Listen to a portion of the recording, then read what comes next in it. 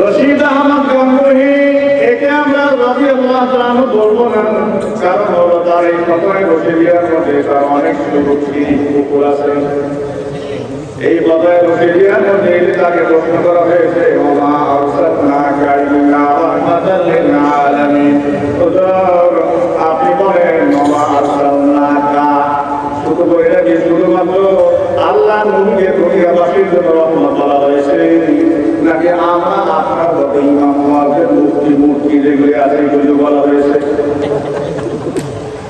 এই বান্দরের বাচ্চা বান্দর এই সবাই রশিদিয়ার মধ্যে লেখে না না না না, ওমা আরসালনাকা ইল্লা রাহমাতাল লিল আলামিন, এই যে রাহমাতুল লিল আলামিন নবী সাল্লাল্লাহু আলাইহি ওয়াসাল্লামকে এই আয়াত দ্বারা শুধুমাত্র বলা হয় না, এই আয়াত দিয়ে তুমি আমি নবী সবাইকে বলা হয়েছে।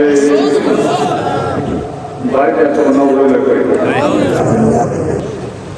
বাইরে আমাদের এমন অনেক পুকুরে আছে, সে নিচে তওবা খাওয়া যায়।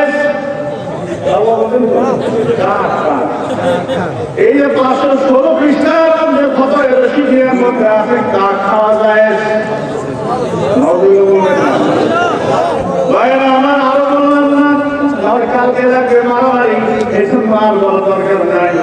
ফতোয়া রশিদিয়ার মধ্যে রশিদ আহমদ গাঙ্গুহিকে বলা হলো, लफ्ज़ शरीफ का सिवाय हरमैन के ये और जगह से साफ दम करना दुरुस्त नहीं है। यार मसलन अजमेर शरीफ, देहलवी शरीफ देखना कैसा है?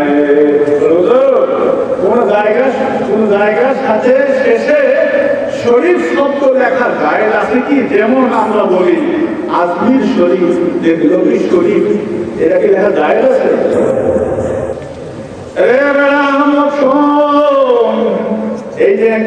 এই যে রশিদ আহমদ গাঙ্গুহি ফতোয়া দেয়, সব জায়গা দুরুস্ত হয়, যাহা খুশি শারাফাত হুয়া। এই কোন জায়গার সাথে যদি কোন সম্মান জড়িত থাকে, সেই শব্দের নামের শেষে শরীফ শব্দ ব্যবহার করা যায় আছে।